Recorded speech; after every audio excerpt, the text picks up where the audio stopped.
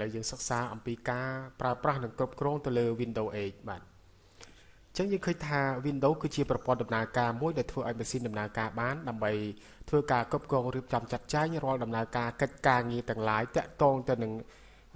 network តាក់ទងនឹង programming តាក់ទងនឹង web design graphic design តាក់ទងនឹងជួសជុល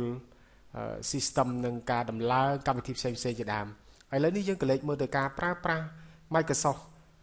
Windows 8នៅក្នុងហ្នឹងគឺយើងសិក្សាចាប់ផ្ដើមជាមុនដំបូងយើងធ្វើការផ្លាស់ប្ដូរតាក់ទងទៅនឹង personalize ឬក៏ផ្ទៃរបស់ background សូមមកខាងស្ដាំនៅលើ desktop គឺសំដៅទៅលើផ្ទៃវាលដែលមិនមាន icon មិនមានរូបតំណាងរបស់កម្មវិធីណាមួយដូចដែលយើងបានឃើញនេះយើងមកខាងស្ដាំនៅលើ desktop នោះមកបន្ទាប់ជ្រើសរើសយកពាក្យ personalize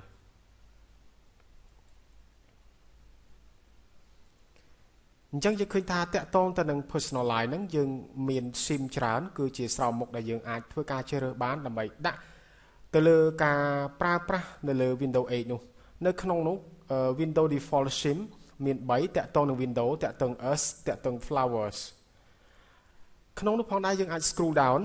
ទាញចុះមកក្រោមដើម្បីជ្រើសរើសតាក់ទងទៅនឹងការប្រើប្រាស់រាល់ sim ទាំងឡាយដែល Windows 8បានផ្ដល់ឲ្យឧទាហរណ៍ខ្ញុំធ្វើការផ្លាស់ប្ដូរទៅ us សូមចុចលើ us យើងឃើញថាផ្ទៃ background ខាងក្រោយមានការធ្វើការផ្លាស់ប្ដូរបន្ទាប់ពីយើងចុចនៅលើ sim us យើងអាច minimize ដើម្បីមើលនេះគឺជា background ថ្មីដែលយើងធ្វើការជ្រើសរើសបន្ទាប់ពីយើងបានចុច sim នៅក្នុងការចូលទៅកាន់ personalize អំបញ្ញមិញនេះបន្ទាប់មកទៀតយើងអាចធ្វើការកំណត់រយៈពេលដើម្បីធ្វើឲ្យរូបភាពដែលនៅក្នុង sim នោះ load ដោយចុចនៅលើ desktop background នេះយើងឃើញថាប្រសិនបើយើងចង់ឲ្យរូបភាពទាំងឡាយទាំងអស់នេះធ្វើការផ្លាស់ប្ដូរសូម tick យកចំនួនឬក៏ select all ទៅលើរូបភាពណាមួយដែលយើងចង់ឲ្យវាបង្ហាញនៅលើ desktop ដោយកំណត់រយៈពេលត្រឹមប៉ុន្មាននាទីឬប៉ុន្មានម៉ោងឬប៉ុន្មានថ្ងៃត្រូវការផ្លាស់ប្ដូររូបភាពទាំងឡាយដែលយើងបាន select អំបញ្ញមិញនេះឧទាហរណ៍ខ្ញុំដាក់10វិនាទីដើម្បីឲ្យងាយស្រួលក្នុងការឃើញ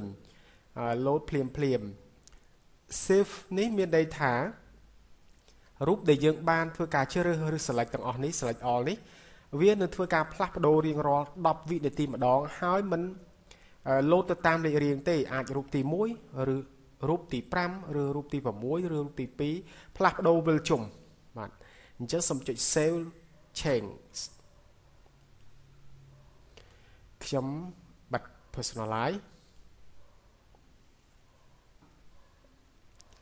អញ្ចឹងយើងរងចាំរយៈពេល10វិនាទីវានឹងធ្វើការផ្លាស់ប្ដូររូបភាពដែលយើងបានកំណត់